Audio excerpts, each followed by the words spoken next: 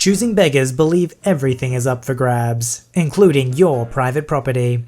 Get ready to defend it. When this woman's sister-in-law becomes very supportive of her not having children, she starts to become very suspicious. One phone call later and her suspicions have been proven true. What does her CB sister-in-law ask of her?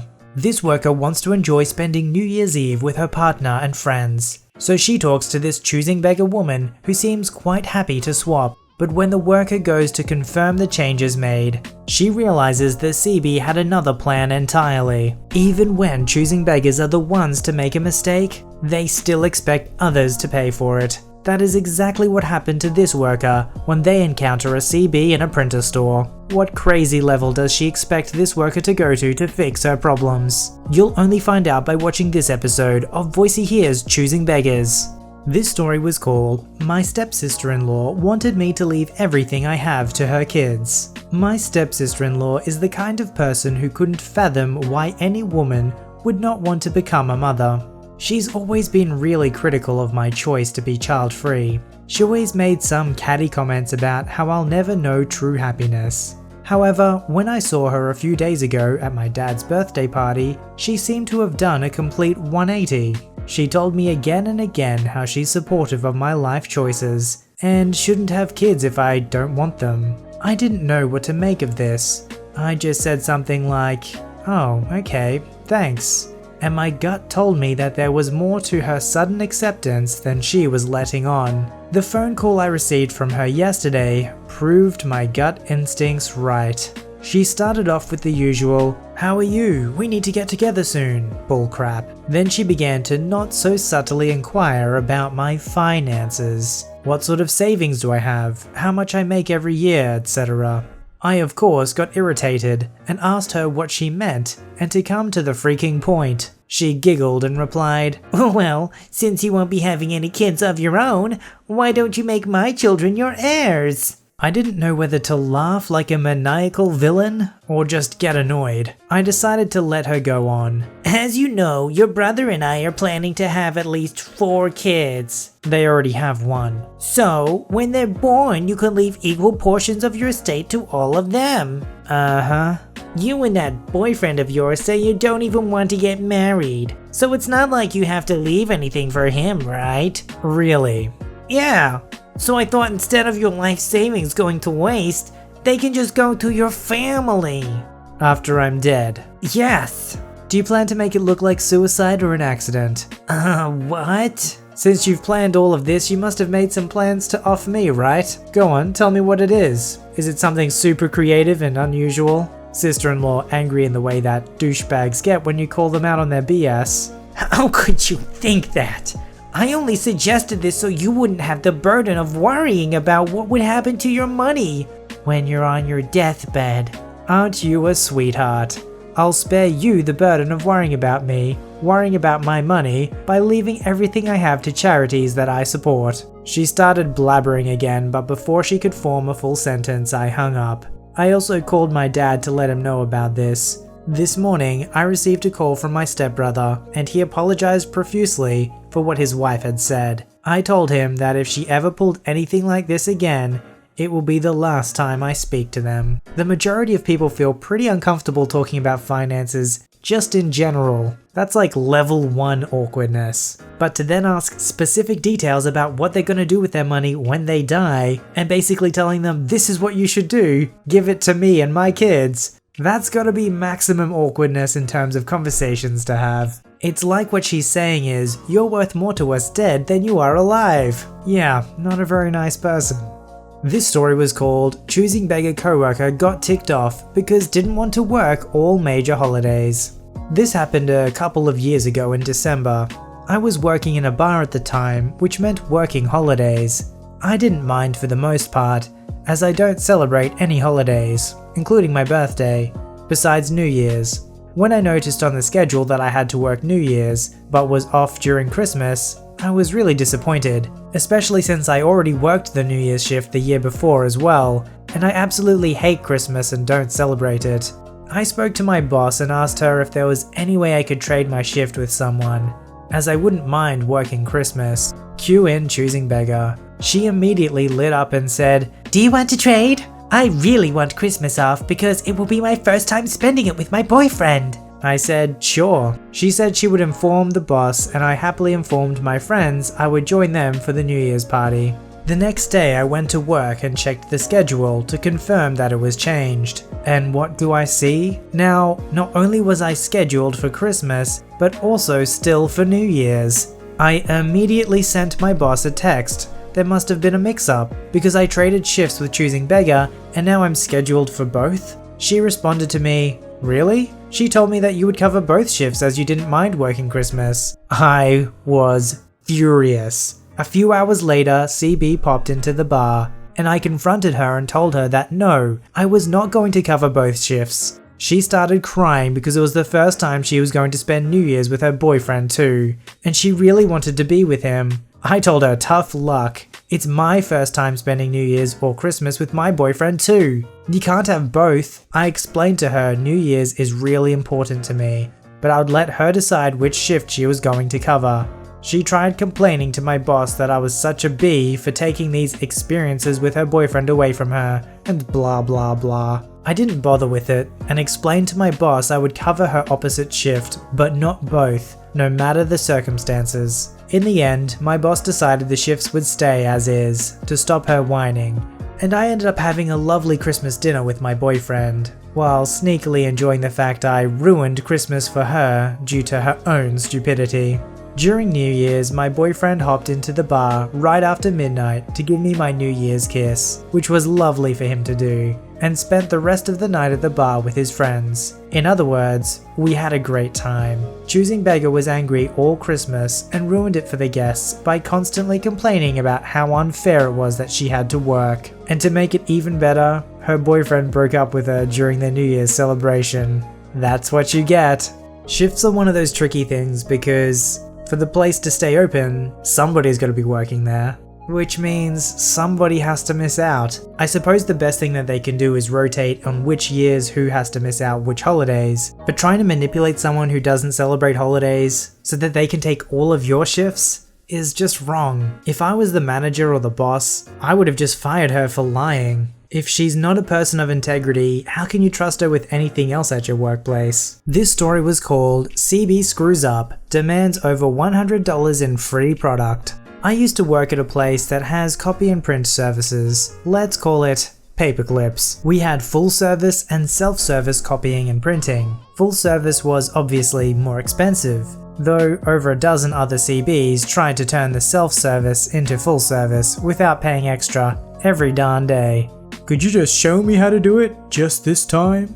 Out in the self-serve, there's color, black and white, and what's called rich black. In short, rich black looks much better and is on noticeably better paper. PSA from an old pro, if you're handing out resumes, always go for rich black, and at least 28-pound paper, never 20-pound. Spring for 32-pound if you're a professional, or you really want the job.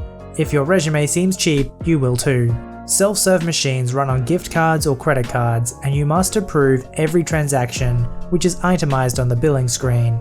Enter the CB and her "I want to speak to your manager" haircut. My wizened retail spidey senses were tingling immediately, but she went about her business without issue. Until, once she finished probably 200 pages of copying, she finally bothered to look at her receipt and noticed it was well over $100. Then she turned to me, and I sigh heavily, internally, as my suspicions were confirmed. She is very upset about how expensive it was. I explain the difference in quality that results in the price differences. CB is not appeased. Now, I've worked at 3 different paperclips copy centers, and all the stores are extremely customer oriented, and we were encouraged to do what we must, within reason, to make customers happy. We in the copy center had more financial discretion than other departments, as we could adjust the actual charges, and so didn't require a supervisor or manager at the till to give a discount.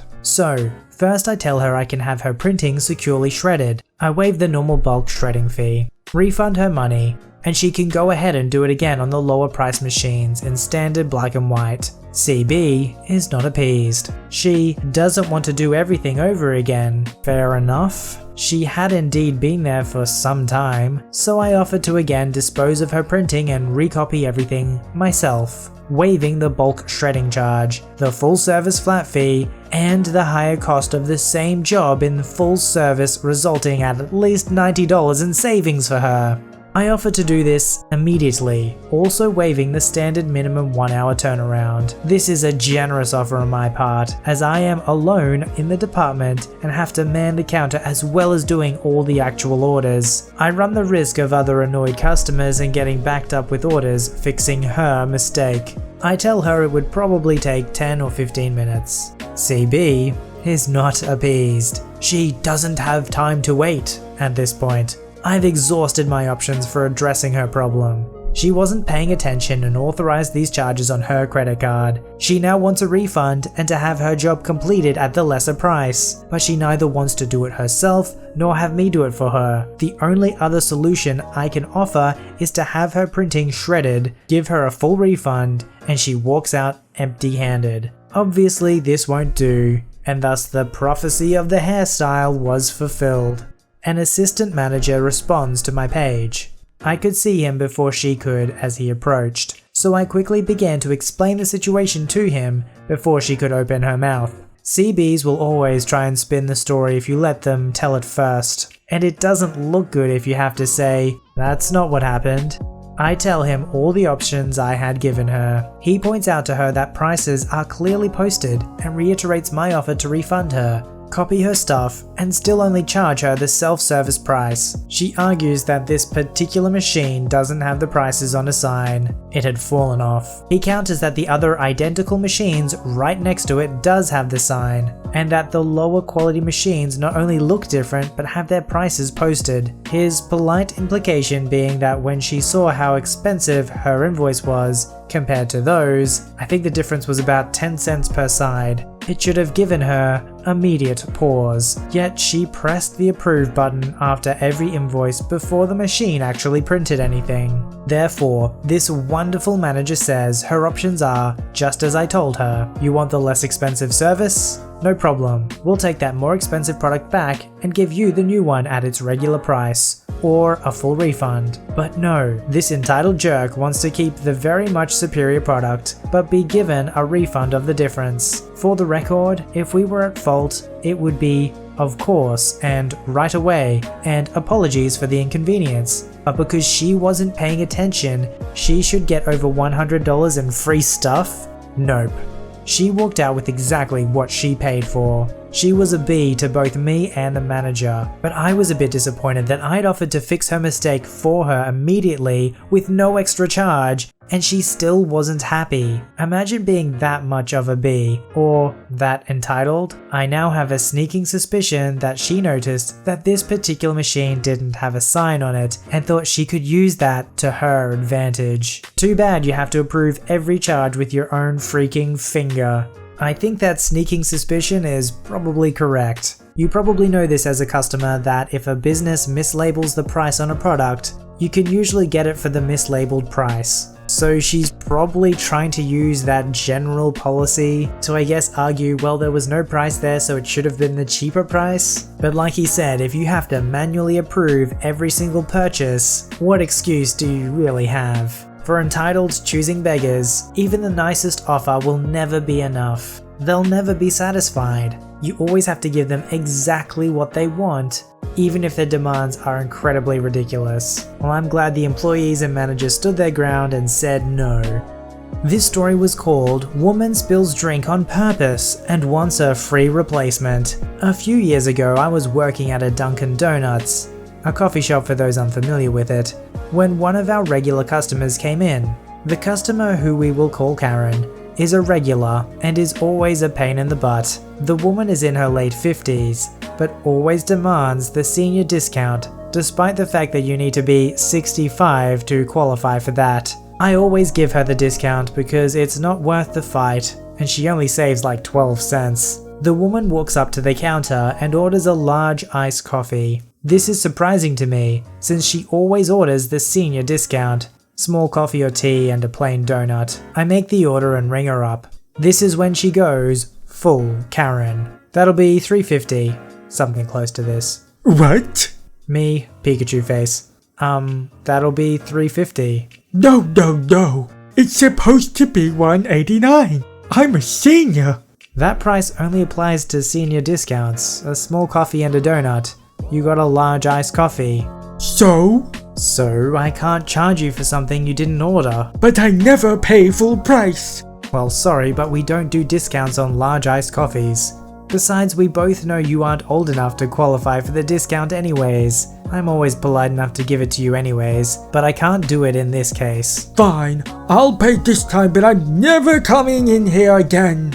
She then hands me her credit card. I say lightly under my breath, being sarcastic while swiping her card. Oh no, how will the franchise ever survive?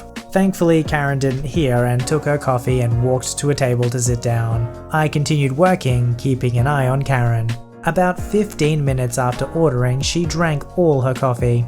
She got up and started walking towards the trash, and I assumed she was throwing out her cup.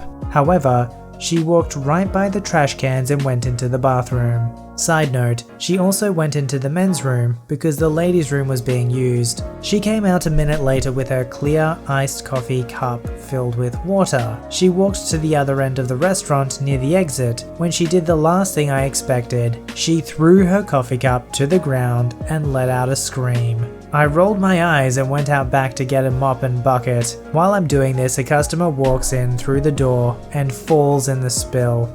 I come out with the mop and Karen is waiting at the counter with her smashed, empty coffee cup. Her with a big grin. I spilled my coffee, so I'm going to have to ask you to make me another one. Are you joking? What? I saw you throw your cup to the ground and I know it was full of tap water from the bathroom. At this moment I noticed the guy on the floor and run over to help him up. I apologized to him and explained to him the situation of her throwing the drink to the ground and how I was out back getting the mop. The guy is ticked, but assures me he's not mad at me and I was just a kid doing his job. I was in high school at the time. The guy walks up to Karen and rips into her.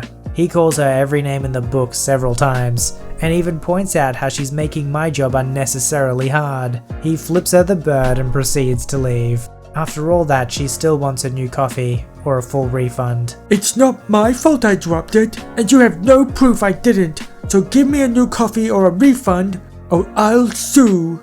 I point up to the ceilings and point out the 20 high-end security cameras our location had. Actually, I can prove it. Do you want me to go out back and check the video? Or even better, how about I call my friend at Channel 4 News and see if he wants the tape? Total BS lie, but she didn't know that. She immediately turns around and runs out the door. I could hear her tires screeching in the parking lot as she drove off. Thankfully, that was the last time I ever saw her again. But unfortunately, I still had to deal with people like her every day I worked there. Choosing Beggars never seemed to be able to do a cost-risk analysis. Like, she went to a lot of effort, basically committing perjury. It caused another individual to fall down and harm themselves. What if that person that fell down was actually a senior and broke something and needed medical attention? All for what? A free coffee? The risks these people take, they must be living on the edge every single day of their lives. If you'd like your story to be narrated by me, don't forget to visit the subreddit r/VoiceyHere, link below. Don't forget to like this video and subscribe if you'd like to see more. Alright, I'll see you in the next one.